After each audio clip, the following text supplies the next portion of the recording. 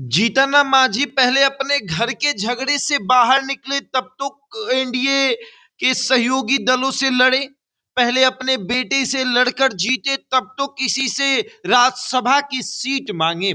देखिए ना, जहां एक तरफ वो कह रहे हैं कि मंत्री का लालच छोड़ के राज्यसभा की मांग करनी चाहिए, वहीं उनका बेटा कह रहा है कि मैं राष्ट्रीय अध्यक्ष हूं।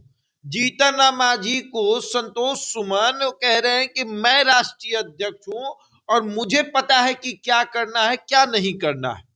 बाप बेटे में मेल नहीं बैठ पा रहा, पटरी नहीं जम रही कि भैया दोनों एक साथ एक बात को कहा जाए।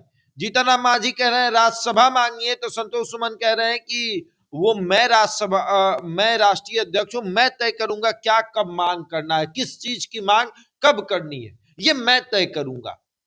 मतलब कि एक तरीके से जीतन राम मांझी को वो बता रहे हैं कि आपकी जो हैसियत है पार्टी में एक सांसद की है, पार्टी के तरफ से आप एक सांसद है, केंद्र में मंत्री हैं, पार्टी के भीतर आपका निर्णय लेने का अधिकार जो है वो कब का खत्म हो चुका है। जब आपने हमें राष्ट्रीय अध्यक्ष बना दिया उसी टाइम खत्म हो गया था। फिर आप अगर ये सोच रहे हैं कि आपको जो है वो मिले कि भैया नहीं ये है राष्ट्रीय अध्यक्ष जीतन राम मांझी फैसला लेंगे, ये करें, नहीं, राष्ट्रीय अध्यक्ष जो है वो संतोष सुमन है। पार्टी के भीतर जीतन राम मांझी बस एक सांसद है, एक केंद्रीय मंत्री है और उनकी भूमिका कुछ नहीं है। हर बार जीतन राम मांझी अपने बेटे की वजह से ही पीछे रह जाते हैं। जब भी वो किसी चीज की मांग करते हैं, उनका बेटा संतोष सुमन उनका पैर पकड़ के पीछे खींचता है, पीछे आइए, इसकी मांग नहीं करनी, भाई मंत्रिमंडल चला जाएगा, क्या कर रहे हैं आप। और इस बार भी फिर वही हुआ। जीतन राम मांझी ने डंके की चोट पर यह बात कही कि राज्यसभा दीजिए, नहीं दीजिएगा तो हम आपके साथ नहीं चल पाएंगे। राज्यसभा के सीटों का बंटवारा हुआ है और जीतन राम मांझी को राज्यसभा नहीं मिला।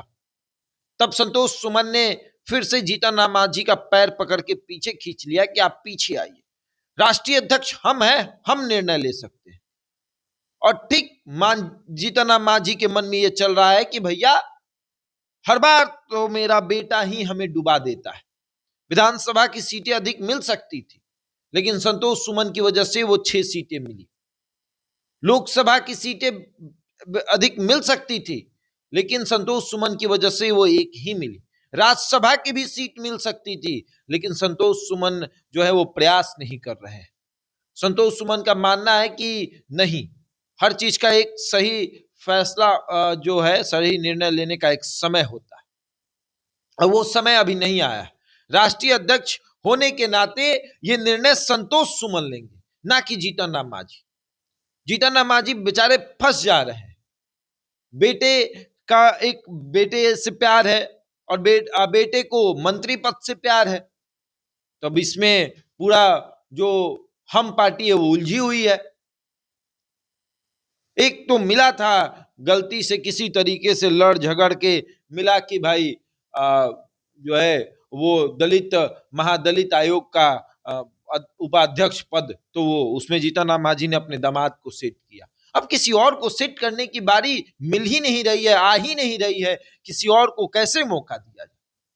जीतन राम मांझी लड़ने की बात कर रहे हैं, संतोष सुमन पीछे हटने की बात कर रहे हैं और आपस में ही बाप बेटे लड़ रहे हैं, आपस में ही उलझे हुए हैं कि कौन कब फैसला लेगा। बहरहाल आगे देखिए क्या होता है। इस खबर में इतना ही, बने हमारे साथ और देखते रहे द इंडिया टॉक।